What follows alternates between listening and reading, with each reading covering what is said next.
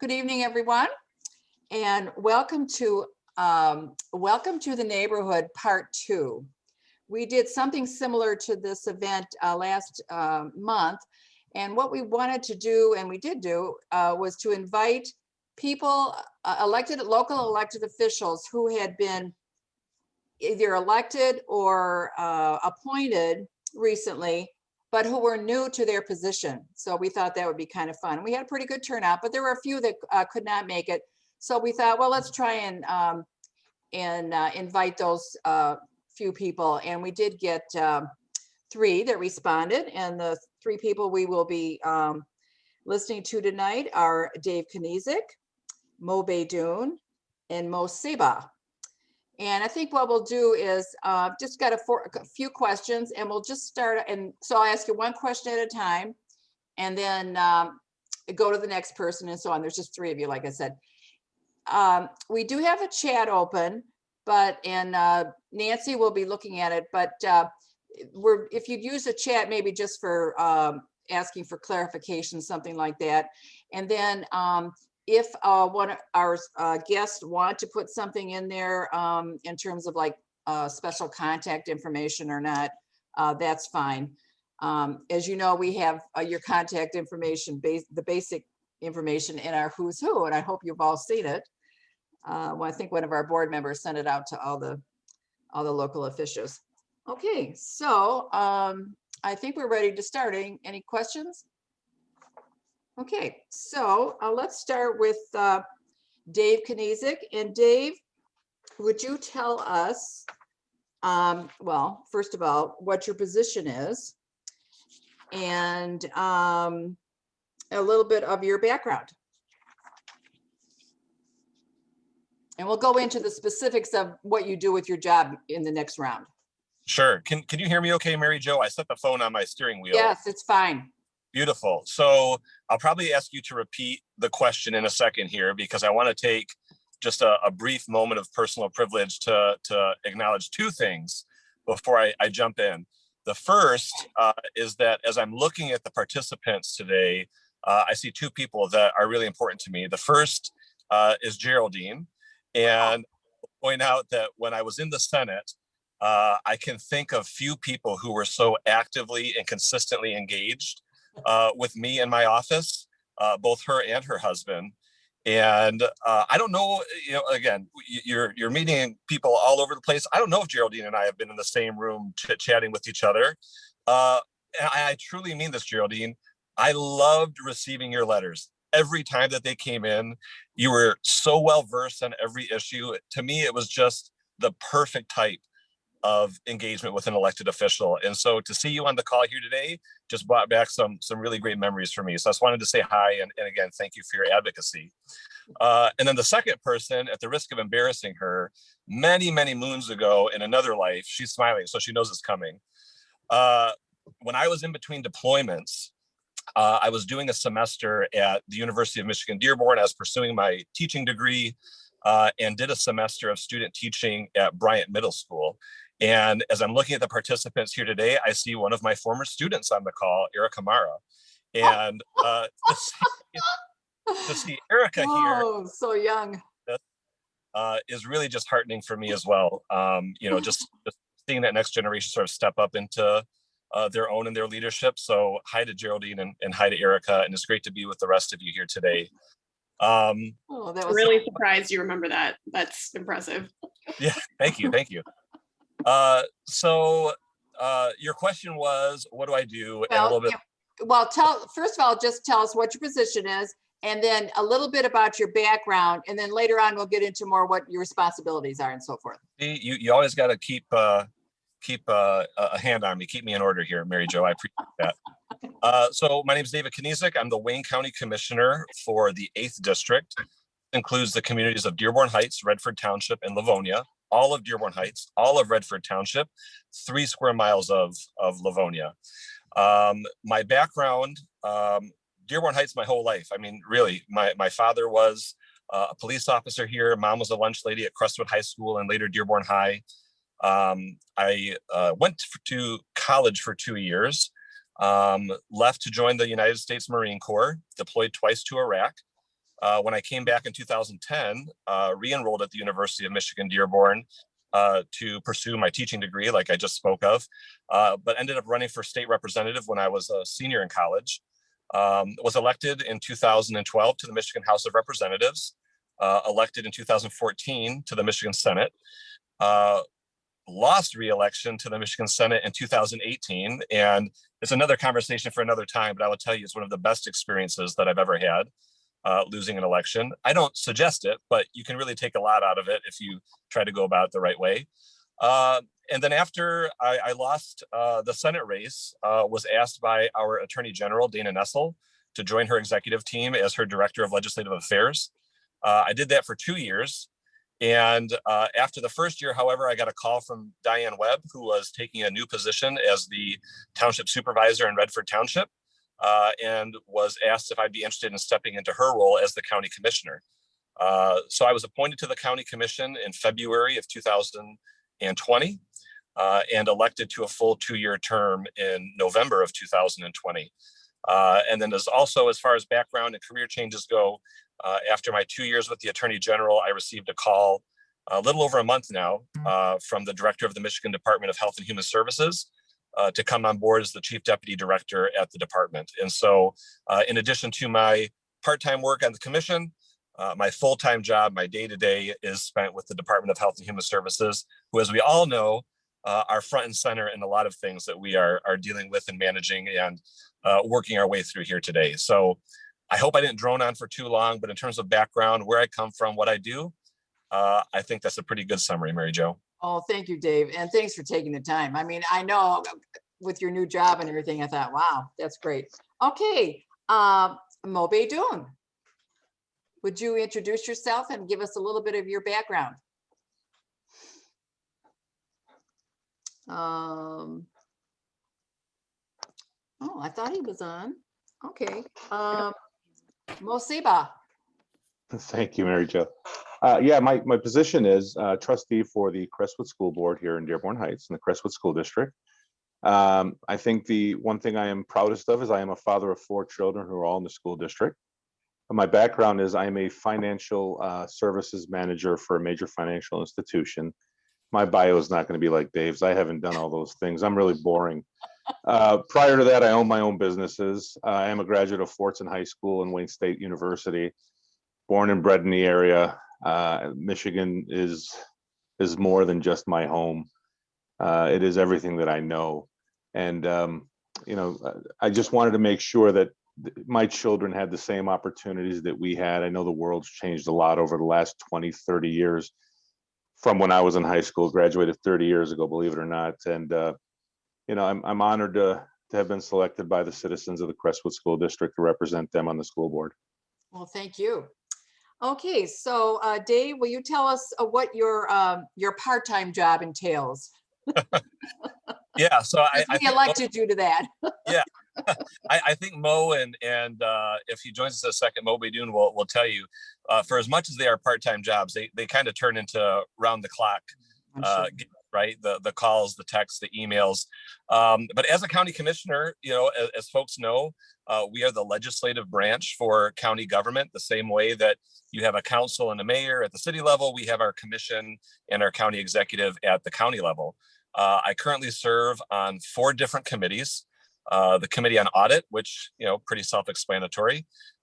Government operations, overseeing the contracts and the different interactions that we have at the county with different vendors. Public safety, judiciary, and homeland security. A lot of work interacting with the county prosecutor, the county sheriff, and others. And then as well on the Committee on Seniors and Veterans, 2 things that are very important to me. So, we meet weekly. Every other week from a committee standpoint versus what we would call full boards, the full commission meeting to take votes on action items. And one of the things that I actually have found, really a bit of a silver lining over the last year is the transition that we've made now to the online meetings. We are seeing participation at a rate that we've never seen before at county government. And I think that's a great thing. In the old days, if you will, you'd have to hop in your car from whatever corner of the county you were in drive down to the old county building, or now the Guardian building, find parking, pay for parking, get into the building, find where it was just so onerous. And it was no surprise to me when I first came on board at the county and did not see the audience participation or the citizen participation that I think we all want to see in local government. Whereas now we're able to have meetings with 100, 150, 200 participants that are able to keep an eye on their county elected officials and what they're doing, making sure that we are good stewards of their taxpayer dollars. We manage just over a $1 billion budget every year. And as I try to explain it to folks, I think it's very easy sometimes. If you were to ask somebody, what does your city council person do? You can see it, you can touch it, you can feel it. It's in your neighborhood, in your community every day. If you ask what your state rep or your senator does, you can kind of see it, touch it, feel it, because you're interacting with them at a coffee hour, you're reading about it in a paper. The commission really is sort of this gray area that I think if you ask a lot of people, what does a commissioner do? You kind of get this puzzled look. And I try to present it to folks as, if the city can't do it, and if the state can't do it, we try to find those gaps in between the two, and we try to fill that space. So, parks is a really great area that I'm passionate about, that I think folks should be associating with the county, especially folks in my district, Dearborn Heights, with Ecorse Creek, Redford Township, Bell Creek Park, these different areas, the waterways that are running through them. We have a lot of oversight in those spaces.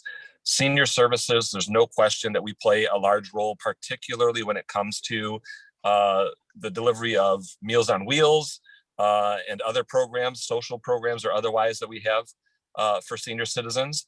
And then, of course, there's the public safety element too. Statutorily, our county sheriffs are having a presence in our park systems, in our jails, patrolling our streets, again, trying to work in conjunction with local and state law enforcement to keep our communities safe. And so again, whenever there's those question marks, wherever those gaps exist, I think in government or the delivery of government services or city or county services, we try to fill that gap. That to me would be sort of the best summary of what we do and the role that we try to fill. Well, thank you, Dave. And I'm one of those ones with the puzzled look sometimes. Yeah. Okay, Mo, you're on. Yeah, obviously, I'm one of 7 school board trustees, and our main duty is to ensure that the school district is running at maximum capacity from an operational standpoint. We have a fantastic superintendent in Dr. Musalam. Obviously, being one of 7, managing a school district north of 4,000 students now and ballooning every single day. For those that live in the Crestwood School District, that we're adding students annually. I mean, it's growing so fast, and it's a beautiful thing. But we're going to get to the point now where we have to make sure that this school district is just next level. It's going to be, I've heard this said before. It's got to be the lighthouse district where everybody wants to go. We want to take it to the next level, and the school board is a big part of that. Ensuring the budgets are correct, obviously, making sure that the taxpayer dollars are spent wisely, and ensuring the students are getting maximum opportunities to succeed at the high school level, so they can get into the next level of life, which is really on through college or whatever it is that they decide they want to do. We're really just trying to position them to succeed. Are you on any particular committees? 2 months in, not yet. So more to come. Okay. Okay. All right, back to Dave. And this time we want to know how we can contact you. And within that, would you tell us a little bit about the live meetings? And then I wanted to ask you, the county used to put out something, a little booklet, and it was something like Know Your Commissioner or something like, or Know Your Wayne County. Do they still do that, or is it all online? No, they do. And really quickly, I'll add, I texted Councilman Baydoun. Sounds like he's having some trouble with the link. Oh, and so, darn it. So I just sent him a link again. I think he's just trying to work through it, and but I think he's trying to join us here shortly. Oh, thank you so much. Of course. So yeah, to your question about the booklet, yes, we produce those. If you want to get me, or if you want me to get you a couple copies of that for your members or what have you, I'm that. And then you can choose to distribute as you see fit. So in terms of the meetings or the engagement, how you can contact me, the easiest is email. And my email is just davidkinizik@waynecounty.com. The most difficult thing there is probably my last name. So if you want, I can put it in the chat or what have you. Phone call works, but obviously we're on the move all the time, and I'm happy to put my phone number in there as well. But then I tell folks too, what I try to do is use social media to keep folks in the loop on different things and how they're playing out. And so if you want to connect on, Facebook or Twitter or Instagram, please feel free to do that. In terms of the meetings themselves, again, waynecounty.com is where we are able to provide links to all of our different committee meetings, the meeting of the whole, to allow you to log in over Zoom. And again, this has been part of I think an overall increase or push rather for increased transparency at the county level. They didn't used to, put the meetings up to be viewed like you can do at the council level or the state level, but in recent years, recognizing that we have an obligation to be transparent and accessible to the citizens, there was a push even before my time to make that available. So any of those questions from an accessibility standpoint, waynecounty.com will give you access points to all of the meetings, all of the minutes, all of the county officials, so that we can stay in touch and help out on the issues that you have. The other piece I'll just briefly add, if you don't mind, is whenever people have an issue about roads, about trees, and again, it's different in each community, right? Because Redford Township, the county plays an outsized role as it relates to public services than what we would be playing in the city of Dearborn Heights, for example. Dearborn Heights has a standalone DPW. The county takes on a large part of that role in a township like Redford. And so if you have a question of any kind, or there needs to be an employee to get sent out there to check on things, we have a number, 1-888-ROAD CREW. It doesn't matter if it's a road, if it's a tree, whatever it is, if it's county related, 1-888-ROAD CREW, call it in, they'll give you a reference number. And what I ask my constituents to do is call me after the fact, give me the reference number so I can run down and do the follow-up for you.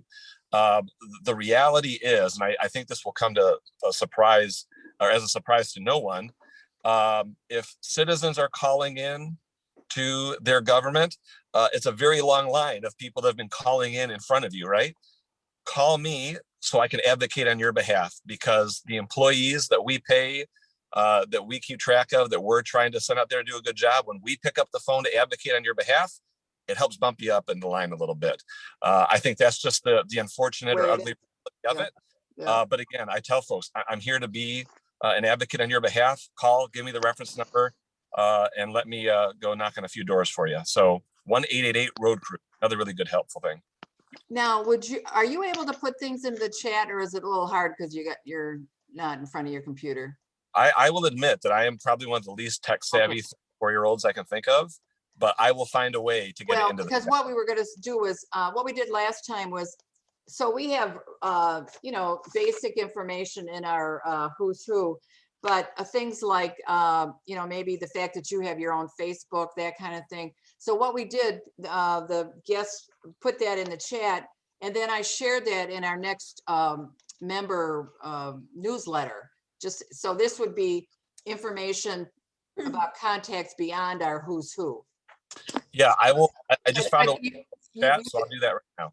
Okay, and so yeah, any of the like that, you've got your personal Facebook and all that. Now let me look at, did our other Mo, was he able to come on? I am here, thank you. I'm so sorry great. for the difficulties. Okay, so sorry. I hope it wasn't my fault, and it probably was. No, not yours at all. I think it's just a bad server, forgive me. Okay, are we gonna be able to see you live or not? So unfortunately, my camera is not working at the front, so I would not be able to. Please forgive me. That's fine. It's a very nice picture. Okay. So we just heard from Mo and Dave Kinizik, and let me just mark off where we. Okay. So first of all, would you tell us, Mo, what is your position, and then a little of your background? And then later on, we'll ask you what your job responsibilities are. But tell us first what your background is. Thank you so much. My name is Mo Baydoun. I've been a lifelong resident here in the Dearborn city of Dearborn Heights for about, I wouldn't say lifelong, but since I was in the 3rd grade. I attended Highview Elementary School. I attended Riverside Middle School. I'm a proud graduate from Crestwood High School as well. I've been involved in the city since I can say Wanda Saad was out running for school board, and I was in the the 5th grade. And we all went out in a bunch of group of me and my friends, and we went out, we knocked on doors, and that's when I said, I love public service. I really do. Enjoyed it since then. Then really started getting involved. I believe I assisted Commissioner Kinizik with his state rep seat, and then his state Senate seat, and then his commission seat. So I'm lucky to be one to help assist him. I wasn't the most vital person helping him, but I'd like to believe I was doing an all right job. And then just a little bit of my background. I'm also a small business owner here in the city of Dearborn Heights. I recently just opened up Clover Mortgage. I actually opened it here in the city of Dearborn Heights because this is the city that I love it. I am on the Dearborn Heights City Council. I'm filling the vacant seat for Lisa Hicks Clayton. Mm-hmm. And I'm also running for the 2-year seat because I feel that I was appointed to her seat and I should finish off the remaining 2 years that Lisa still, that our treasurer now, Lisa Hicks Clayton, would still have remaining. So I'm actually filling out, I believe I should be submitting my packet tomorrow. So I'll be officially on the ballot. I'm excited for that. Well, don't forget. Okay, so as a council person, tell us what your responsibilities are. Are you on any special like subcommittee or? So the city of Dearborn Heights being on the city council, it's representing all the constituents. So from what I've been on, since I've been on here, I've actually kind of hit the floor running. I've been able to assist the DPW employees during our last snowfall. I was jumping on the actual snow plow, rode with them for a couple of hours. I've reached out to our building department, our new director, who's doing a great job, Mr. Watland, and asked if I can sit around seeing how his day-to-day works out. And I'm just trying to get a feel of every department head. A lot of them are kind of like, why is there a councilman sitting with us in a plow truck? Well, I want to see what these employees are going through, and I want to make sure that I can tell the residents that, you know what, consider it done. We're going to be out there. We're going to get your streets clean. So every single day is just representing every single one of the residents that reach out to us. Well, we appreciate that. So how, if a person wanted, well, hopefully you've gotten, I just want to make sure our copy electronically of the who's who, your elected officials. And okay. It gives basic information about how to contact you. But if you have like you have your personal or an official Facebook or some other contact information you'd like to share, you could put that in the chat. I will, if you're able. But what's the best way if somebody's got an issue to contact you? You know what? I give everybody the same phone number that I give to my mother. It's my direct cell phone number. Okay. And you know what? If somebody needs to get in contact with me, and I'm sure it's something important, or if it's just simply to say hello and say, thank you, you're doing a good job, you can still call me. And so it's even on the city website, it's on my Facebook. And if you guys want it, I'll give it to you right now if you guys are ready for it. Yeah, well, can you put it in the chat by any chance? Yes. Okay, yes, great. I can do that for you. And any other thing, and what we, like I said before, what we did was share that extra information with our members in terms of being able to contact you. Absolutely. If you want to say the number out, this is being recorded, so somebody could come to our website and watch this. So if you wanted to say your number out loud, because they won't see the chat, that's fine. Absolutely. 313-641-0100. Okay, so now we're going to go to Sabbagh to tell us how to contact him. We didn't talk about that, did we, Mo? Let me get off mute here. Oh. Not yet. No, I have not. Okay, great. Yeah, I was going to put that in the chat. Actually, that's what I was doing. Okay, That's why my okay. camera turned off. I'll go ahead and do that here in a minute. I'll put my cell number on there. Obviously, you can always reach out to the school district. Kristen is phenomenal at the school district, and she can definitely get the message to me. I can get the email, my Crestwood email out. And also, I'm new to the social media platform. I'm so out of touch with it. Just been so busy the last 20 years with everything work that recently I got on Facebook simply for issues that are occurring here in the city of Dearborn Heights and around the Crestwood School District. And yeah, there's a lot more than I had bargained for. Sometimes I wish I never got on social media, but I think that the positive aspects of social media I've had a lot of people reach out to me through Facebook with issues. That's what we want. We want to make sure we're handling, anything and everything that there's an opportunity to grow from. And I think Mo just said it. We want to hear the good and the bad. If there's anything that we're doing well, please highlight it. Let's make sure we continue to do it. If there's any opportunities that we need to really take a look at to strengthen the school district to ensure that our children have the best of everything, I want to hear it. We want to hear everything. At the end of the day, we're here to represent the constituents, more importantly, the parents and the citizens of this school district, to ensure that we're doing everything we can to help build the next generation of students. So please reach out with any information that you may have or any comments that you may have. I can give my email through. I'll put it in the chat with my email, my cell number. Anytime anybody needs anything, please reach out. I, like David and Mo, am yielding calls often, and I'm happy to do so. Mo, how are your meetings live via Zoom, the board meetings? Yes, they are. They're through Google Meets, and they're twice bi-monthly. We just had one this past Monday, and we will have one again, I think, April the 5th. And they're every 2 weeks, and they are live, yes. So the best way to find out when their meetings are is to go onto the website and get a Correct. schedule. CSDM, Crestwood School District, correct. Okay. And how would people keep current, and we'll start with Dave again. How would people keep current on what's going on with the county? Well, I tell folks that the social media, again, that I try to maintain, I think is a great way to sort of get things from the commission perspective. Also, if you visit the website, waynecounty.com, there is the opportunity there, and I can find a direct link to share with you, Mary Jo, but where you can sign up to be on the listserv, essentially, for the county, so that any press that we're putting out, any information, any communication that's coming out from the county, you can be receiving it in real time. And so I think that's probably the path of least resistance in terms of getting that information. If you've got the time, the resource, the attention, again, engaging with your county official on social media, participating in the meetings if you're able to, those are great. But again, understanding that people are very busy and have a lot going on in their lives, you can hop onto that listserv and it gets sent straight to your email inbox so that you can be up to speed on everything that we've got going on.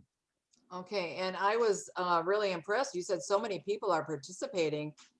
Are these people that have a special issue, or they just, have time on their hands, or they're, I don't know. Well, when we get participants from other counties, I think it might be folks that have a bit too much time on their hands. But I will tell you that it's true. There's 13 of you, or what, 15? How many commissioners 15, are there? 13. Yeah. Which, if you go back in history, like there was a time when there was like 27 of us, so it's different. But to your question though, yeah, some of it is really situation specific. I mean, we had some new contracts that came up with the unions that work within the county, and as we did and negotiate, there was the opportunity for those union members to come out, participate, engage. And the thing that I like about this stuff, I know some people can just feel so frustrated or turned off or attacked when you're sitting there in a meeting and you're just getting your feet held to the fire. But to me, that's what it's all about. If folks don't have the opportunity to hold us accountable, to challenge us on our decisions, and to make sure that we're acting in the best interest of the residents, what are we doing? And so, whether it's the collective bargaining issues that we've got coming up, there's been some parks issues, the selling of parkland that I am incredibly opposed to, that has brought out a lot of citizen participation. And so it tends to be situation specific. But what I've seen again is that it's been consistent since we've implemented this new digital format. And I like that. And I should ask you, since you have a connection with the state, are cities going to be able to continue having their meetings on Zoom after the 31st? Have you heard anything? Yeah, so that's actually going to be a decision of the legislature. The question of amending the Open Meetings Act and extending that sunset for the ability to conduct meetings digitally or remotely is up to the legislature. Whether or not they choose to extend that, candidly, I think that there's a bit of fatigue in the legislature right now. And to be even more candid with you, understanding this is a nonpartisan organization. And we're being recorded. Yes, and we're being recorded. You know, the majorities in the House and the Senate right now, they're just not interested in having these conversations about what we can continue to do to maintain social distancing and to take the pandemic seriously. Well, I certainly hope they continue. Yeah, I do too. To that point, though, absent any action from the state, the county is exploring the opportunity, or if there's the opportunity for us to establish a state of emergency within the county for the purpose of conducting meetings digitally. I wouldn't say indefinitely, but until we see numbers continue to drop down or plateau at some point. So I understand that the deadline is quickly approaching, as you pointed out, Mary Jo. I think that there's an interest at the county level to see what we can do to encourage, remote participation for the foreseeable future. I'm not as bullish about action at the state level. Yeah, but because as you say, what a wonderful way for people to participate. Thank you. Thanks, Dave. Okay, let's ask Mo Baydoun, how would people keep current on what's happening in the city council meetings, other than reading the paper? So thank you so much for that. And, believe it or not, we actually have a large attendance with the city council meetings that are also being recorded. On average, there's about 100 to 120 participants that are actually tuned in and watching the city council meetings. And then after, they're also uploaded onto YouTube, where you're also able to rewatch. And you can go back to rewatching, I believe, all the way up until 2014. And then there are several different active groups, I believe, like the Dearborn Heights community, the Dearborn Heights community page. There's a Dearborn Heights rant. There's a bunch of different, you just type in Dearborn Heights groups and a bunch will come up. And you can see your day-to-day, what's happening in the city, what's said on the city council. And another thing is my Facebook. I tend to be very vocal on there as well. I mean, being one of the millennials on the city council, probably also the youngest. And by the youngest, I mean the next one, or the next oldest person is Councilman Dave Abdullah, who's at 58 years old. So giving that younger representation, a lot of the younger people within the community are feeling, hey, wow, I understand. Wow, I'm seeing this. And as well to our seniors at all age groups. So, being with social media, I think that's just the largest way. And YouTube, getting on Zoom, I'm all about it. I love the actual Zoom. I know that they were talking about upgrading the chambers, the city council chamber. And a lot of the residents were kind of like, well, I love how it is on Zoom. So we'll see what the legislators end up deciding. Yeah, I hope so. Okay, Mr. Sabbagh, how do we keep current on what's going on the school district? Well, I just want to correct Mo. I think Dave Abdullah just turned 38 this year, Mo. I think he's going to appreciate being called out. He got really upset when he found out he wasn't the youngest. I just want to make sure. Yeah. Actually, aside from live meetings, we're also, they are taped and they are put on YouTube. So there's the recordings on YouTube. Obviously, there's the CSDM website with a lot of the updates. One of the things that I think, and that's the school district itself from the trustee position, but Superintendent Musalam does a fantastic job of updating the community on what's going on at the school district with constant little clips that he puts out to let them know exactly what's going on. It doesn't have to be during the meeting or around the meetings. He just put one out today. And when I see those on Facebook, I tend to share them also. So if you can follow me on Facebook, I love to position those to ensure that the community knows exactly what's going on at the trustee level and at the school district level from the superintendent's perspective and individual, the buildings and the schools. Okay. And we'll start again with Dave. Do you have any particular legislative priorities, Dave? I know obviously you'd be interested in anything that would affect veterans, but any other special interest? Yeah, it's different, I think, for each community, but I'll say in general, the issues that we're seeing in the south end of Dearborn Heights, in particular with flooding, Ecorse Creek, what the county can be doing or should be doing to go above and beyond to make sure that the creek is clear, that there's not debris, there's not buildup of trash. These are all things that, as a one-off kind of feel like, maybe a small issue, but when you get that heavy rainfall the water level raises 8 feet, and I've got folks with 6-7 foot of water in their basements, ruining their home values. That's a serious issue, and this is an issue that is going to require tens, if not hundreds of millions of dollars to fix, buy-in from the federal government, a years-long process, making sure that that doesn't fall off our radar and that we're able to keep pushing forward on that. I know there's a project in the works right now on the development of additional basin for the south end of Dearborn Heights to be able to absorb some of that additional water flow. My personal opinion, that's a Band-Aid on a sucking chest wound.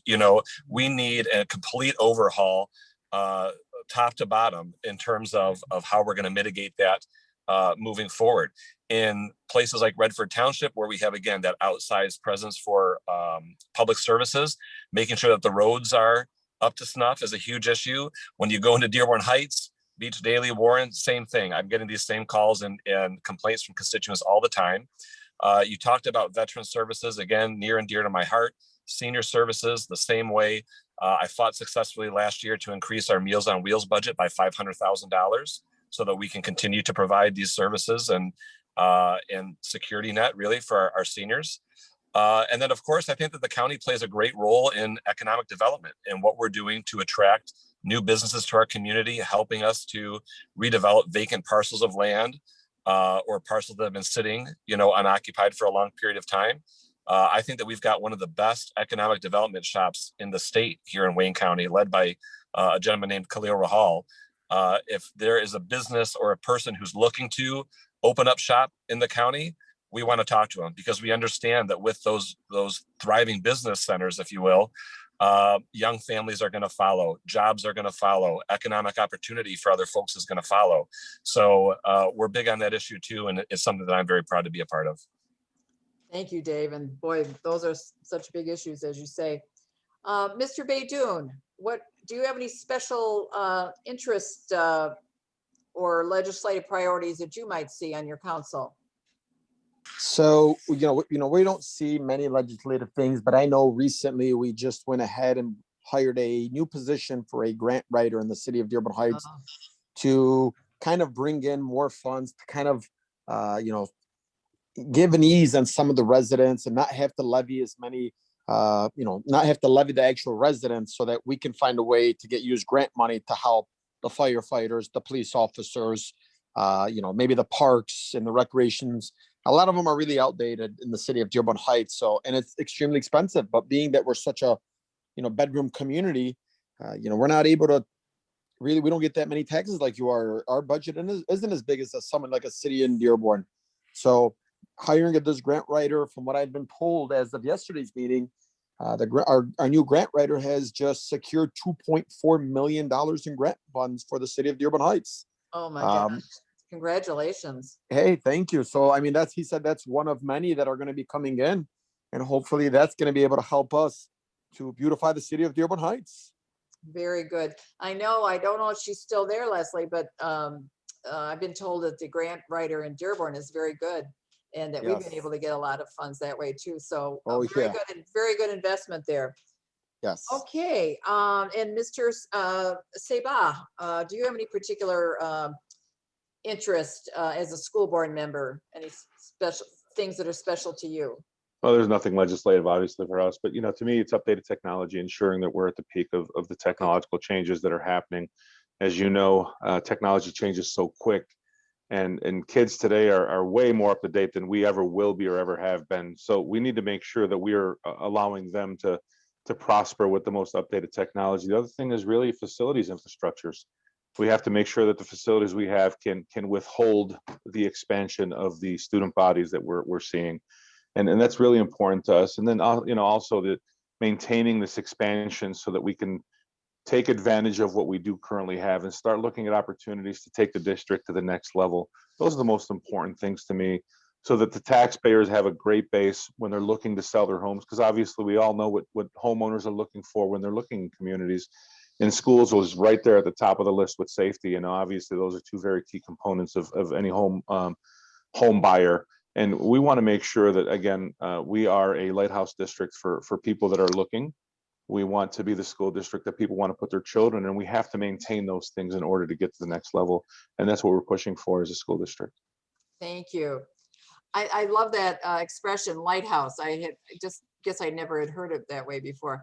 I'm going to ask Nancy Johnson. Do we have, I know a couple of questions have come in. Would you like to help us out there? I'm not seeing anything in the chat. Oh. There's nothing in the chat here. Oh, okay. I have one.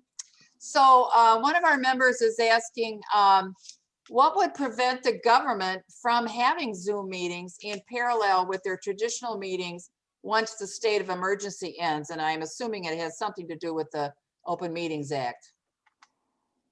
Yeah, I'm happy to take that one. And you're absolutely right, Mary Jo. If you look at the MCL, the Michigan compiled law that oversees how public bodies are supposed to meet, that in-person meeting requirement is a statutory requirement. And so if there were to be a long-term change or a long-term implementation of, sort of that live digital component, if you will, where, folks can tune in through Zoom, or I think Trustee Sabbagh had mentioned Google Meets, that would require a statutory change at the state level in order for us to continue that type of a meeting structure in perpetuity. So are you talking about if that were the only way you were doing it, virtually? A city could say, we're going to invest in, I don't know how much money it would cost in having, live meetings, but in-person meetings, but we're also going to Zoom them so people can participate, in time. There would be no issue there other than money, probably. Yeah, that is definitely a bit of a nuance, I guess, to how I answered the question the first time. I think the candid answer is that I don't know off the top of my head. Yeah. I do think that, and again, Mo, feel free to jump in if you know and I don't, but I think that it'd be a pretty easy sell to be able to say, hey, we want to invest in the Zoom infrastructure, what have you, to be able to broadcast it live and in real time. I think that you might get into a question mark about how the public would be interacting then with the elected officials who might be gathered in a physical space. Again, maybe that doesn't get it's with the MCL, and so it's not a question, and they could just unilaterally move forward with it, which I think would be great. But I think a spot check with a state rep or a state senator would be a good place to start, just to make sure. Okay. Do we have any questions from our audience? At this point, you could just raise your hand and ask. We are going to put this on our website. Actually, Erica is the one that's probably going to put it on their website for us. So I guess I should take this opportunity to make sure everybody knows that actually I should ask you, Dave, is the county doing anything to work with people on communities of interest for the redistricting? Do you know? So the process is different for the county versus the state, right? So when we went, right. Yeah. Right. Okay. Tell us about the county then. That's right. Yeah, I will do it to the best of my ability because it's still a bit unclear to me. And I've asked our legal counsel to sort of compile a summary document, knowing that there'd be public interest on this topic. But as folks know, what was the name of the statewide effort to do the redistricting commission a couple of years ago? What was the name of that? I'm totally blanking on it. You mean the Voters Not Politician, Prop 2? VNP, there we go. Voters Not Politicians. Okay. So Prop 2 passes, right? We've got this new system that takes the drawing of district boundaries out of the hands of politicians, puts it squarely in the people's hands, right? This picked group of people who are responsible for drawing the district boundaries. Now, there's a bit of a delay now, right? We were anticipating having the results back from the US Census that the commission was going to use to redraw these lines. We now know that those results have been delayed from the census. And so their ability to redraw the districts is also going to be delayed. One caveat to Voters Not Politicians is that applies to the redistricting at the state level. It does not apply to redistricting at the county level. Right. County statute, and again, I don't know the specifics off the top of my head, but for the purposes of the conversation, it's, I believe, 3 different countywide elected officials, plus the chair of the county Republican Party, plus the chair of the county Democratic Party, who are the panel that redraws the commission boundaries. One of the challenges, though, that we have here in Wayne County, because we're so large and so diverse, if you were to go to Mecosta County has a county party for both Democrats and Republicans. We don't have a county party here in Wayne County. And so how they've interpreted it over the years was to take the various congressional districts that encompass Wayne County and to pull in those party chairs, the district party chairs, as opposed to the county party chairs, because we don't have them. So we have, for example, Congresswoman Tlaib for the 12th, the chair of the 12th Congressional Dems and Republicans has a seat at the table. For Congresswoman Tlaib, the chair of Dems and Republicans for her district has a seat at the table. Same for Representative Stevens, so on and so forth. So it is not a nonpartisan, if you will, board that is choosing it. There's representation from both parties, but they're also predominantly represented by countywide elected officials. And it's that panel of, again, I believe 5 people that are responsible for redrawing the boundaries. But when I get that summary from our legal counsel, I'm happy to pass that on. So are you bound by similar timelines though, that our state is? How does that work? That I don't know off the I top. have no idea. Yeah, I don't Okay. know. Well, one last call for any questions or anything. Do any of our There is one more question in the chat here Okay. for Mo Sabbagh. Given the misinformation proven during the last presidential election, how do you view the school curriculum requirements for civic education? Well, we have recently assigned Joel Fabris, the former principal for Crestwood High School, to look at the curriculum and to make sure that we are up to date and ensuring that, we're kind of staying on par. At the end of the day, there are national standards, which we all know, but we've got to make sure we're meeting those, we're meeting the state standards, and we're ensuring that the children are getting the best opportunities to get next level education so they can really kind of figure out what's going on with whatever it is they choose to go into. But that curriculum level obviously is guided by federal guidelines too. So. Okay, well, I guess I was just going to mention that the public hearing for the redistricting commission is going to be in Dearborn. There is going to be one in Dearborn on June 10th. And I think we're the only ones other than Detroit that have one in Wayne County. Southfield, I think, had one, but I didn't see it on the newest list. So please share that information. Our league is going to be doing a town hall of sorts on April 22nd. And we will be doing a little PowerPoint explaining redistricting. And then hopefully we'll know a little bit more about the public hearing by then. So that's an important